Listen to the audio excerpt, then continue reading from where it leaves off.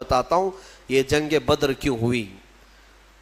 مکہ میں ان صحابہ کا سارا مال جو چھوٹ گیا تھا، جائیدادیں وہاں رہ گئی تھی، یہ سب مال جائیداد لے کر ابو سفیان ملک شام بیچنے جا رہا تھا، قافلہ تجارت کا لے کر۔ اس میں مکہ والوں کا بھی مال تھا، صحابہ کا بھی تھا۔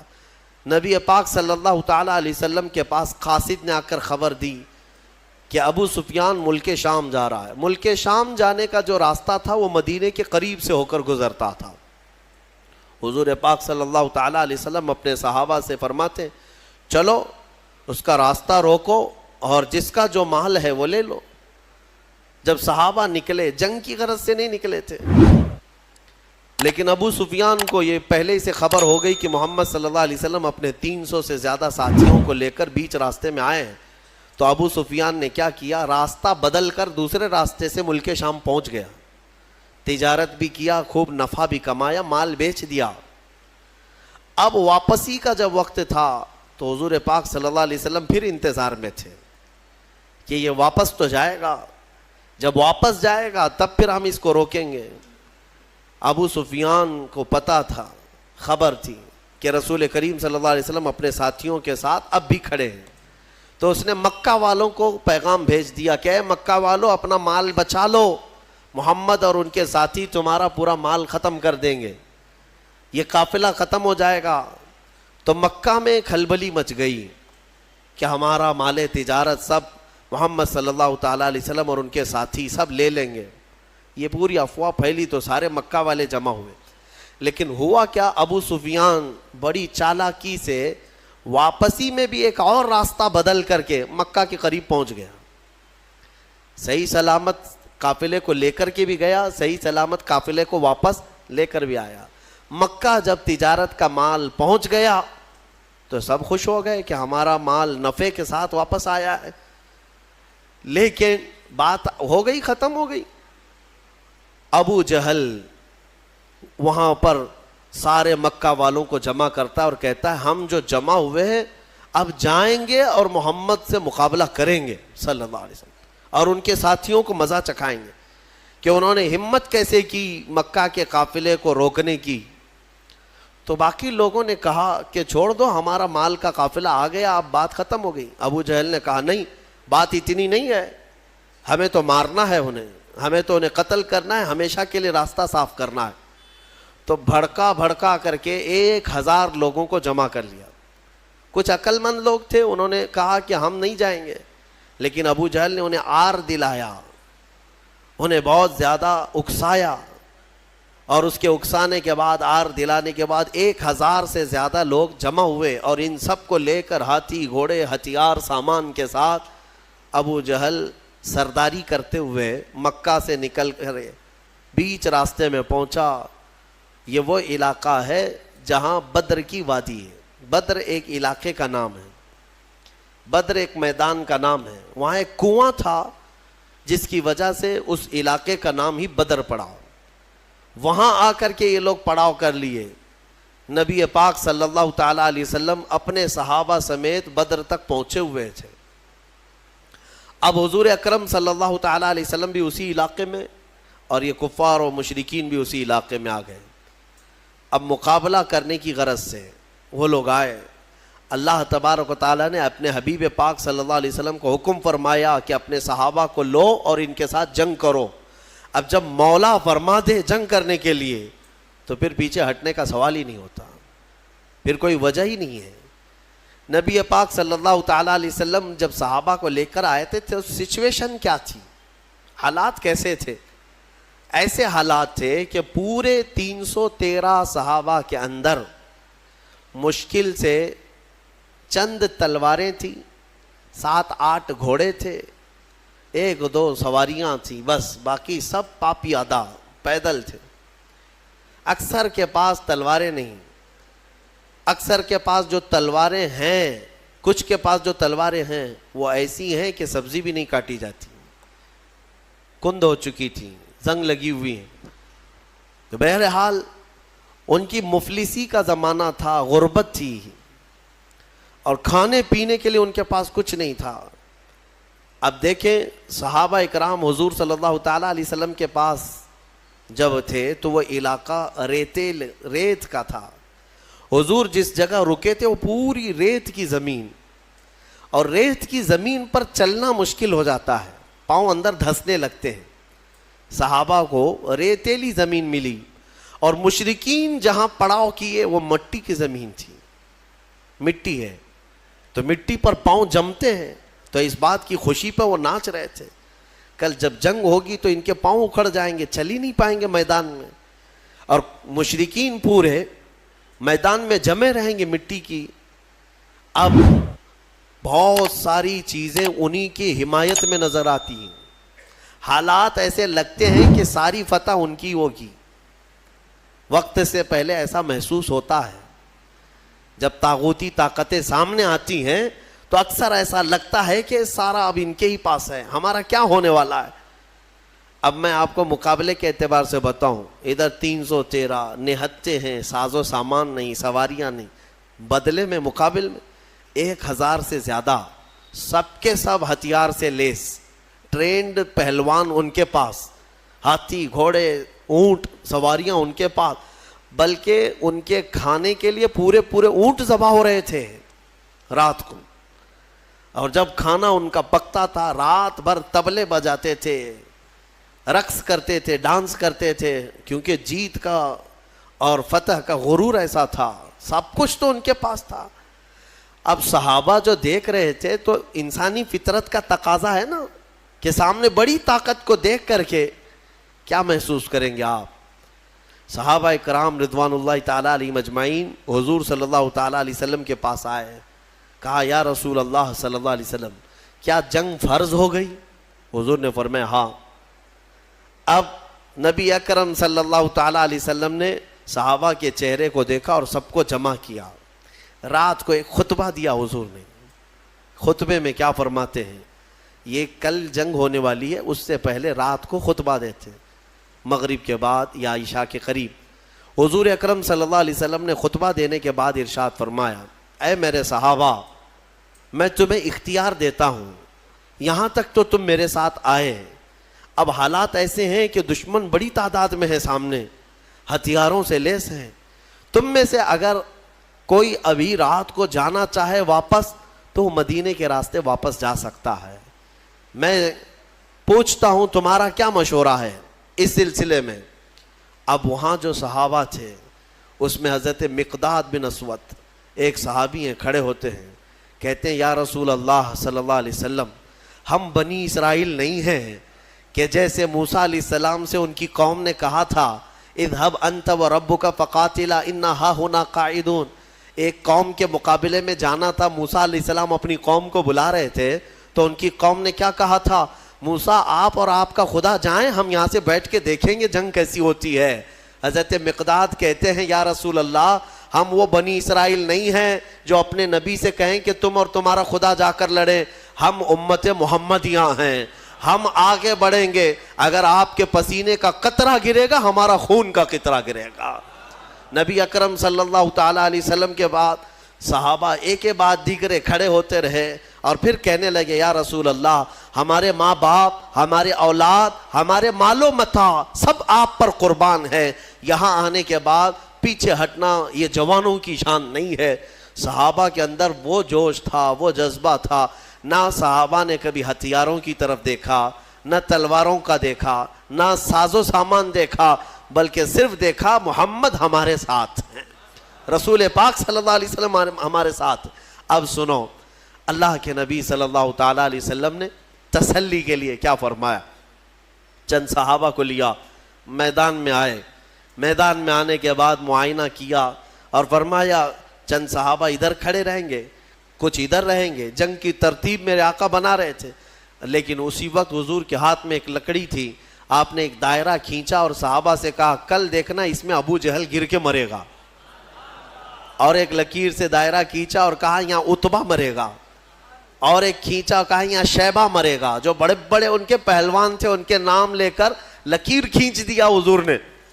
اب صحابہ کرام جانتے تھے یہ لکیر عام لکیر نہیں ہے, دنیا اور زمین و زمان ٹل سکتے ہیں مگر یہ لکیر بال برابر بھی فرق نہیں کر سکتی. حضور پاک صلی اللہ تعالیٰ علیہ وسلم کا یہ فرمان صحابہ کے حوصلے اتنے بلند کر دیا، انہیں پتا تھا اب کل جنگ میں جو بھی ہوگا، لیکن اتنا تو طے ہے کہ ابو جہل مرے گا، اتنا تو طے ہے۔ کیوں؟ غیب داں رسول نے ایک رات پہلے ہی بتا دیا ہے، اور وہ بھی لکیر کھینچ کر بتایا۔ اب یہ ایک چیز تھی، صحابہ کا حوصلہ بڑھا ہے۔ جب واپس آئے رات کو، کافی رات ہو چکی تھی، حضور سجدے میں گر گئے اور دعا کرنے لگے۔ دعا میں جو مناجات اپنے رب سے کر رہے تھے، وہ الفاظ کیا تھے؟ اللہ کی بارگاہ میں یوں کہتے، مولا تیرے یہ بندے، عاجز بندے تیرے دربار میں آئے، اور سبوں نے اپنی طاقت اور استطاعت کے مطابق اپنی محنتیں پیش کر دیں، میدان تک آ گئے۔ اب اگر کل تو انہیں فتح نہیں عطا کرے گا، حضور یہ کہہ رہے اپنے مولا سے، اے رب اگر کل تو انہیں فتح نہیں عطا کرے گا، لن تعبد ابدا، پھر قیامت تک تیری عبادت نہیں ہو سکے گی، قیامت تک پھر تیری عبادت نہیں ہو سکے گی۔ یہ شان محبوبی تھی۔ حضور اکرم صلی اللہ تعالیٰ علیہ وسلم اپنے رب سے گڑ گڑا کر مانگ رہے تھے۔ ابھی دعا سے آپ نے سر اٹھایا، بہت تیز بارش شروع ہو گئی، رات کے وقت بارش شروع ہو گئی۔ بارش ہونے کے بعد حضور نے اکرم صلی اللہ علیہ وسلم کے لبوں پہ مسکراہٹ آئی، اور صحابہ سے کہا اللہ کی پہلی مدد آ چکی، اللہ کی پہلی مدد آ چکی۔ صحابہ نے محسوس کیا، کیوں جانتے ہیں؟ اس بارش کا اثر یہ ہے کہ جو ان کی ریتیلی زمین تھی صحابہ کی، وہ مضبوط ہو گئی، اور ان کفار کی مٹی والی زمین کیچڑ سے پھسلنے لگ گئی۔ اب ان کے گھوڑے پھسلتے تھے، ان کے پیر پھسلتے تھے۔ اب یہاں صحابہ، ریت میں اگر پانی جم گیا تو ریت مضبوط ہو جاتی، اور یہ ایسی مضبوط ہو گئی کہ اس پر دوڑیں بھاگیں کچھ بھی کریں کچھ فرق نہیں پڑتا، اور ادھر کیچڑ اتنا تھا کہ وہ پیر رکھے تو پھسل کر گر جائیں۔ تو حضور اکرم صلی اللہ علیہ وسلم نے فرمایا رات کے وقت اللہ کی پہلی مدد آ گئی۔ دوسرا دن آیا، یہ 17واں رمضان المبارک ہے۔ رسول کریم صلی اللہ تعالیٰ علیہ وسلم نے صبح کے وقت صحابہ کی صفوں کو ترتیب دینا شروع فرمایا۔ اس میں 313 صحابہ اکرام تھے، وہ بڑے خوش نصیب صحابہ ہیں، اور بلکہ وہ بڑے عظیم المرتبت صحابہ ہیں جو رسول کریم صلی اللہ تعالیٰ علیہ وسلم کے ساتھ سب سے پہلی جنگ میں آئے اور اسلام کا پرچم لہرانا تھا۔ یہ وہ تاریخ ہے جہاں سے شوکت اسلام دوبالا ہو گئی۔ آج سے اسلام کی عزت میں جو روشنی آئی ہے، یہ ایک الگ تاریخ ہے، ایک الگ تاریخ۔ اس لیے 17 رمضان المبارک یہ عام تاریخ نہیں ہے، ہاں یہ تاریخ اسلام کی شان و شوکت کو بلند کرنے والی تاریخ ہے۔ صبح صفیں ترتیب دی گئیں، جب صفیں لگیں تو میرے عزیزو، حضور پاک صلی اللہ تعالیٰ علیہ وسلم سامنے کھڑے ہیں۔ ان صفوں میں صحابہ میں بچے بھی آئے ہیں، جوان بھی آئے ہیں، بوڑھے بھی آئے ہیں۔ حالانکہ بچوں پر جہاد فرض نہیں ہے، لیکن کچھ صحابہ جو ضد کر کے حضور پاک صلی اللہ تعالیٰ علیہ وسلم کے ساتھ جہاد میں شریک ہوئے تھے، حضرت معاذ اور معوذ رضی اللہ تعالیٰ عنہما، جن کی عمر 13 اور 15 سال کے بیچ کی تھی، یہ بھی صفوں میں کھڑے ہو گئے حضور پاک کے سامنے۔ حضور نے انہیں اجازت دی، ان کے شوق کی وجہ سے، ان کے رونے کی وجہ سے۔ اب جنگ جب شروع ہوئی تو سب سے پہلے حضرت ہوتا کیا تھا، مقابلے میں ایک ادھر سے آتا، ایک ادھر سے آتا، یا 2 ادھر سے آئیں تو 2 ادھر سے، 3 ادھر سے آئیں تو 3 ادھر سے شروعات۔ تو کفار مکہ نے اس طرف سے بڑے ان کے جو پہلوان تھے ان کو بھیجا، اس میں عتبہ تھا، شیبہ تھا، اور ایک بڑا کافر پہلوان۔ تو حضور پاک صلی اللہ تعالیٰ علیہ وسلم نے اپنی جماعت میں سب سے پہلے جنہیں اتارا وہ مولا کائنات حیدر کرار تھے۔ علی مرتضیٰ کو سب سے پہلے میدان میں اتارا، ان کے بعد دوسرے نمبر پر امیر حمزہ رضی اللہ تعالیٰ، تیسرے پر حضرت ابو عبیدہ بن جراح۔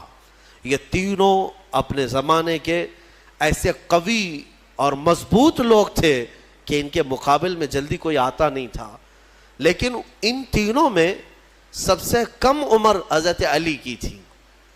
حضرت علی کرم اللہ وجہہ الکریم کی عمر اس وقت بڑی کم تھی، یعنی تقریباً آپ کی عمر 24 سال کے آس پاس، 24 سے 25 سال کی، جوانی تھی. حضرت علی رضی اللہ تعالیٰ عنہ بھی آئے, حضرت امیر حمزہ, حضرت ابو عبیدہ بن جراح ادھر سے جو مقابل میں آئے.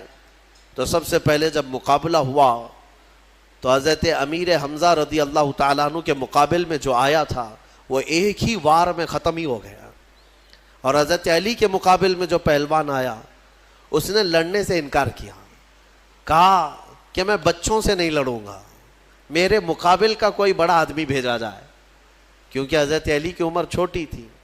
اس نے کہا کہ میں چھوٹی عمر والوں سے, بچوں سے نہیں لڑوں گا. حضرت علی رضی اللہ تعالیٰ عنہ نے اس وقت فرمایا محمد صلی اللہ تعالیٰ علیہ وسلم کے غلاموں کے بچوں سے پہلے نپٹ لے, بڑوں کو بعد میں بھیجا جائے گا. اور وہ کیا نپٹتے, کیا مولا کائنات حیدر کرار کبھی وہ ان کے سامنے کوئی مقابل میں آ سکا؟ یہاں تک کہ خیبر کے جنگ کے موقع پر فرمایا گیا حضرت علی کے سامنے جب مرحب ایسا پہلوان آیا تھا جو 1000 آدمیوں سے تنہا لڑتا تھا, وہ حضرت علی کے سامنے آیا تھا. وہ بھی لوہے کی ٹوپی, اس کی سب سے مشہور ٹوپی تھی لوہے کی, پہن کے رہتا لوہے کا زرہ, اور حضرت علی اس کے مقابل میں آئے. اس وقت حضرت علی کی حالت تو یہ تھی کہ آنکھیں لال ہو گئی تھیں, آشوب چشم کی بیماری تھی, اور بخار تھا, بخار بھی ہے اور آنکھیں لال تھیں وہ خیبر کے موقع پر. تب حضرت علی نے مرحب کے ساتھ جو مقابلہ کیا وہ ذوالفقار حیدری, جو تلوار ہے آپ کی, اٹھا کر جو مرحب کے سر پر مارا تھا تو وہ لوہے کی ٹوپی تک 2 ٹکڑوں میں تبدیل ہو چکی تھی. وہ وار کیا تھا, حضرت علی رضی اللہ تعالیٰ عنہ کے وار سے کوئی بچ پائے گا؟ یہاں بدر کے میدان میں بھی جو آیا وہ تھوڑی ہی دیر میں مقابلہ کرتے کرتے حضرت علی کے ایک وار میں اس کی گردن ہوا میں اڑی اور نیچے آئی. یہ وہ منظر تھا جب پیچھے جو صحابہ تھے انہوں نے دیکھا تو بلند آواز سے نعرہ تکبیر بلند کیا تھا, اور پورا میدان گونج اٹھا تکبیر کی آواز سے. اسی کو تو اقبال نے کہا تھا کفر دم توڑ دے گا ٹوٹی ہوئی شمشیر کے ساتھ, کفر دم توڑ دے گا ٹوٹی ہوئی شمشیر کے ساتھ, گر تم نکل آ جاؤ ایک بار نعرہ تکبیر کے ساتھ. وہ تکبیر کی آواز وہی تھی جو صحابہ, ان کی تلواریں کیا تھی. اس کے بعد مقابلہ شروع ہوا. شروع میں ایک کے بعد دیگرے ہوتے تھے, پھر گھمسان کی لڑائیاں, یعنی صفوں کی صفیں آپس میں مل جاتی. اب یہ مقابلہ اس قدر سخت ہو گیا کہ دوپہر کے وقت اللہ تبارک و تعالیٰ نے 3000 فرشتوں کو اتارا. قرآن میں اذ تقول للمؤمنین الن یکفیکم ان یمدکم ربکم بثلاثة آلاف من الملائکۃ منزلین. حضور صلی اللہ علیہ وسلم دیکھ رہے تھے کتنے فرشتے آئے, اور صحابہ سے کہہ رہے تھے اب ڈرو مت, لڑو. کیا تمہارے لیے اتنا کافی نہیں ہے کہ اللہ نے 3000 فرشتے تمہارے لیے اتارے؟ بلا ان تصبروا وتتقوا ويأتوكم من فورهم هذا يمددكم ربكم بخمسة آلاف من الملائکۃ مصومین. اللہ فرماتا ہے ہاں کیوں نہیں, جب تم لوگوں نے صبر کیا, استقامت سے کھڑے رہے میدان میں, تو مولا نے اپنی جانب سے مدد کرتے ہوئے 5000 فرشتوں کو اتارا. جس وادی میں یہ فرشتے اترے تھے نا, بدر کی وادی میں, جبل ملائکہ, وہاں ایک پہاڑ ہے, وہ پتھر کا پہاڑ, لیکن آج اگر آپ جا کر دیکھیں گے تو پورا ریت کا پہاڑ ہے. آس پاس پورے پتھروں کے پہاڑ, بیچ میں ایک ریت کا پہاڑ ہے, اور وہ بھی ریت ایسی کہ چھنی میں بھی چھانو تو چھن جائے, یعنی رکے گی نہیں, اتنی باریک سافٹ, اور ایسا لگتا ہے جیسے اس کا نقشہ کسی نے بنا کر رکھا ہے. اتنے سالوں سے وہ پہاڑ اسی طرح ہے. بتایا جاتا ہے کہ وہ فرشتے اس پر پہاڑ پر اتارے گئے تھے. اب 5000 فرشتے جب بدر کے میدان میں آئیں تو کفار و مشرکین کی درگت کیا ہونی ہے. میرے عزیزوں, یہ جنگ شام تک نہ چلی بلکہ 70 کافر مارے گئے صحابہ کے ہاتھوں, اور مومنین کے صرف 13 مارے گئے. 13 کی شہادت ہوئی. 14ویں ایک صحابی تھے جو زخمی ہو گئے اور راستے میں ان کا انتقال ہوا. کل ملا کر کے 14 شہید ہوئے صحابہ 13 جنگ میں, اور ان 13 میں تو 2 بچے ہیں, حضرت معاذ اور معوذ, باقی 11 جوان. آپ اندازہ کریں 313 کی جماعت لے کر کے گئے تھے, اور 1000 ادھر سے آئے تھے. پھر بھی 70 ان کے مارے گئے، 70 پکڑے گئے قیدی بن کر کے، اور ادھر صرف 13 میں سے اگر جوانوں کو دیکھا جائے تو 11 صحابہ اکرام کی شہادت ہوئی. اور یہ فتح مبین ایسی تھی کہ شام ہونے سے پہلے میرے آقا صلی اللہ تعالیٰ علیہ وسلم میدان میں سجدہ ریز تھے اور یوں عرض کر رہے تھے کہ مولا تو نے اپنا وعدہ پورا کر دیا، مولا تو نے اپنا وعدہ پورا کر دیا، مومنین جمے رہے. میں کہنا اتنا ہی چاہتا ہوں میرے عزیزوں، ایمان والے کبھی اسباب پر بھروسہ نہیں کرتے، خالق اسباب پر بھروسہ کرتے ہیں. ہونا یہی چاہیے کہ تم یہ مت دیکھو کہ تمہاری حیثیت کتنی ہے، تمہاری تعداد کتنی ہے. اگر ایمان والے ہو تو قرآن کہتا ہے کم من فئۃ قلیلۃ غلبت فئۃ کثیرۃ باذن اللہ. اکثر ایسا ہوا ہے کہ چھوٹی جماعتوں کو اللہ بڑی جماعتوں پر بھاری کر دیتا ہے. یہ اس کی قدرت کے فیصلے ہیں. ہم نے آج تک تاریخ میں دیکھا ہے مٹھی بھر جماعت کسی کے ناک میں دم کر کے رکھتی ہے، چاہے وہ وقت کا سپر پاور ہی کیوں نہ ہو. کچھ جماعتوں کے سامنے گھٹنے ٹیکنے پر مجبور ہو جاتے ہیں. یہ حالات آج تک چلے آ رہے ہیں.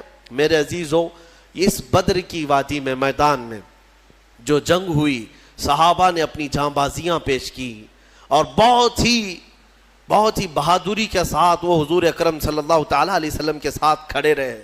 اب میں آپ کو بتاتا ہوں، شام کا وقت ہوا، نبی اکرم صلی اللہ تعالیٰ علیہ وسلم اپنے صحابہ کے ساتھ میدان میں آئے. سارے بھاگ چکے تھے، جو بچے ہوئے تھے ساز و سامان سب چھوڑ کر بھاگے. جتنا لائے تھے مکہ سے کھانے پینے کے لیے سب میدان میں چھوڑ کر مکہ بھاگ گئے. 140 تو یہاں رہ گئے نا، باقی سب جان بچا کر بھاگے مکہ کی طرف. اب شام کے وقت جب حضور پاک صلی اللہ علیہ وسلم اپنے صحابہ کی لاشیں جمع کی ہے، شہداء کی، انہیں دفن کیا گیا. اب پھر صحابہ کے ساتھ میدان میں آتے ہیں. صحابہ کہتے ہیں ہم سب سے پہلے ڈھونڈ رہے تھے کہ ابو جہل کہاں مرا ہے، یا عتبہ شیبہ مرے ہیں یا نہیں مرے ہیں. جا کر کے دیکھا تو ابو جہل بھی مرا ہوا پڑا تھا. صحابہ کہتے ہیں ہم نے اس کے مرنے کی جگہ دیکھی تو رات کو کھینچی ہوئی وہ لکیر ویسی تھی، ایک بال بھی باہر نہیں گرا تھا، یعنی ایک انگلی بھی اس کی باہر نہیں تھی، اسی گھیرے کے اندر وہ گر کر مرا ہوا تھا. تم کیا سمجھتے ہو نبی پاک صلی اللہ تعالیٰ علیہ وسلم کو علم غیب نہیں ہے؟ اللہ تبارک و تعالیٰ نے اپنے رسول کو وہ سارے علوم عطا کیے جو نبی پاک نہیں جانتے، سارے علوم اللہ نے انہیں عطا کر دیے. اب عتبہ شیبہ یہ سب مرے ہوئے تھے. جنگ بدر میں کچھ ایسے لوگ بھی تھے جن کے بارے میں حضور پاک صلی اللہ تعالیٰ علیہ وسلم نے بلایا، جیسے حضرت بلال کو بلایا، حضرت بلال حبشی کو بلایا. اور ان کا جو آقا جو تکلیفیں دیتا تھا مکہ میں، امیہ، وہ بھی مرا ہوا تھا، وہ بھی گرا ہوا تھا یا زخمی تھا. تو حضرت بلال کو حضور نے فرمایا بلا کر کے، بلال آؤ اپنے آقا کو مار لو. جتنا اس نے مکہ میں تمہیں رسیاں ڈال کر کھینچا تھا، سینے پر سل رکھتا تھا، انگارے پہ سلاتا تھا، حضرت بلال حبشی نے اپنے ہاتھوں سے اس کو مارا، امیہ کو. وہ دیکھنے کا دن تھا. ابو جہل آخر وقت جو کہہ رہا تھا وہ بھی سننے کا وقت تھا. ہوا یہ کہ یہ دو چھوٹے بچے حضرت معاذ اور معوذ، یہ دو چھوٹے تھے. حضرت عبد الرحمن بن عوف یہ کہتے ہیں میں جنگ بدر میں گزر رہا تھا کہ یہ دونوں بچے آئے میرے پاس، کہنے لگے چچا جان ابو جہل کس کا نام ہے؟ یہ جانتے بھی نہیں تھے کیونکہ وہ مکہ کا ہے اور یہ بچے مدینے سے آئے ہیں. عبد الرحمن بن عوف کہتے ہیں میں نے پوچھا بیٹا تم کو کیا کرنا ہے اس کا؟ وہ سردار قریش ہے، وہ پہلوان ہے. ان دونوں بچوں نے کہا سنا ہے میرے مصطفیٰ کو گالیاں دیتا ہے، سنا ہے ہمارے آقا کی شان میں وہ گستاخیاں کرتا ہے. تو حضرت عبد الرحمن بن عوف کہتے ہیں ان بچوں کا جذبہ دیکھ کر کے میں خوش تھا. بات چل رہی تھی، اچانک ابو جہل گھوڑے پر سامنے سے گزر ہی رہا تھا. حضرت عبد الرحمن بن عوف کہتے ہیں میں نے بچوں سے کہا وہ دیکھو وہ جو جا رہا ہے یہی ہے ابو جہل شیطان قریش، یہی ہے جو سارے مکہ میں گستاخیاں کرتا ہے. ابھی حضرت عبد الرحمن کی بات مکمل بھی نہ ہونے پائی تھی کہ یہ دونوں چیل کی طرح جھپٹ پڑے اور دونوں کے ہاتھوں میں تلواریں تھیں.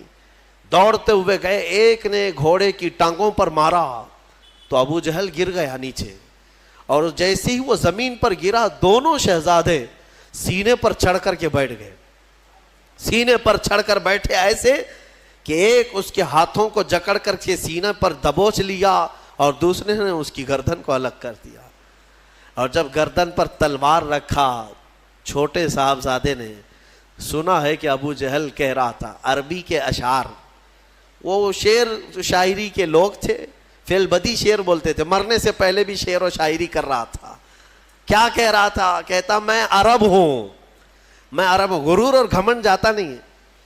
میں عرب ہوں اور میں پہلوان ہوں, مجھے موت سے خوف نہیں, میں موت سے ڈرتا نہیں, میں عرب ہوں اور مکہ کا سردار ہوں.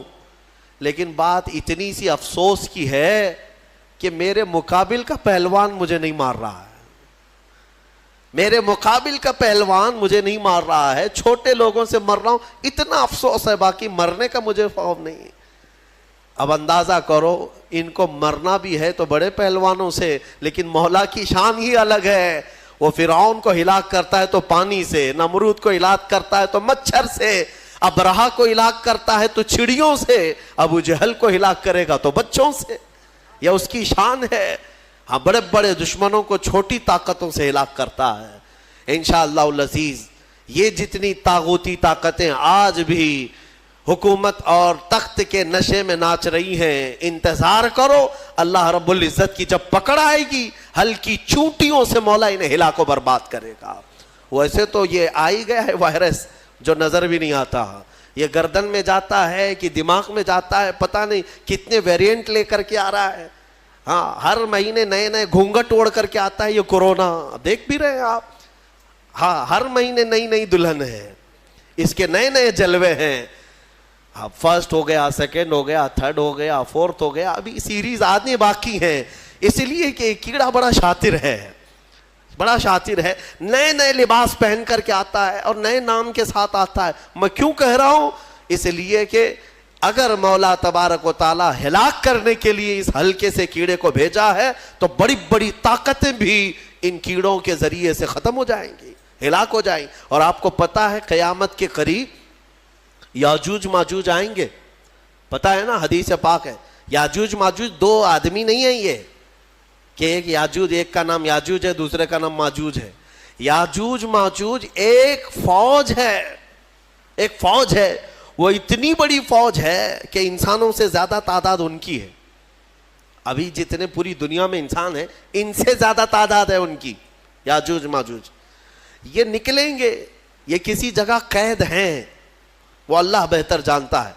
قیامت کے قریب یہ باہر آئیں گے اور پوری دنیا میں فساد مچائیں گے, ہر چیز کھا جائیں گے, ہر چیز. تمہاری ساری کھیتیاں کھا جائیں گے, تمہارے سارے غلے اناج, حتیٰ کہ تمہارے جو کھانے پینے کے جو سامان ہیں, پتیلیاں برتن, یہ تک کھا جائیں گے, سب کھا جائیں گے. تو یہ جب چل رہے ہوں گے پوری دنیا کو, ان کو مارے گا کون, ان کو ختم کون کرے گا؟ اتنی بڑی فوج ہے, انسان کیا مقابلہ کر پائیں گے ان کا؟ تو پھر حدیث میں یہ ملتا ہے کہ رب تبارک و تعالیٰ ان کی گردن میں کیڑا پیدا کرے گا, ان کی گردن میں کیڑا پیدا کرے گا, بہت چھوٹی قسم کا کیڑا ہوگا, اور یہ کیڑا اتنی تیزی سے پھیلے گا کہ وہ چند ہی ساعتوں میں پوری کی پوری فوج اس کیڑے کے شکار ہو کر مر جائے گی, ختم ہو جائے گی.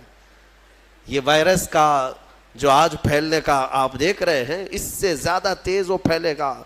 اور میں یہاں پر یہ کہنا چاہتا ہوں, اتنی بڑی فوج کو اگر ایک ہلکے کیڑے سے مولا تعالیٰ ختم فرمائے گا تو اس کی پکڑ کو سمجھو. آخر بات میں یہ کہنا چاہوں گا, ایک سوال آتا ہے کہ اگر اللہ تبارک و تعالیٰ اصحاب بدر کی مدد فرما رہا ہے فرشتوں کے ذریعے, اس کے ایک فرشتے کی طاقت اتنی ہے کہ اگر وہ اتر کر صرف آواز لگا دے تو پوری شعیب علیہ السلام کی قوم ہلاک ہو گئی.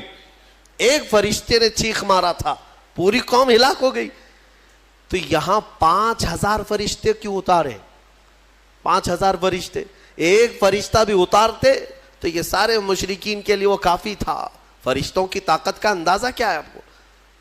یہاں پر مفسرین فرماتے ہیں اللہ تبارک و تعالیٰ چاہتا ایک ہی فرشتے سے سب کو ہلاک کرتا, لیکن 3000 یا 5000 یہ جو اتارے ہیں یہ رسول پاک صلی اللہ علیہ وسلم اور صحابہ کی عظمت شان کے لیے اتارے. ہاں عظمت شان کے لیے اتارے. باڈی گارڈ ایک بھی چل سکتا ہے لیکن 10 رکھنا یہ شان کے لیے. کچھ لوگوں کے ہاں ہوتا ہے 10 ہیں 15 ہیں، یہ عظمت بتانے کے لیے، شان بلند بتانے کے لیے. بہرحال یہ جنگ بدر کے بعد جو حالات چینج ہوئے، اللہ کا فضل ہے، شوکت اسلام بڑھتی ہی گئی. اللہ کریم اس بدر کی برکتیں ہم سب کو عطا فرمائے.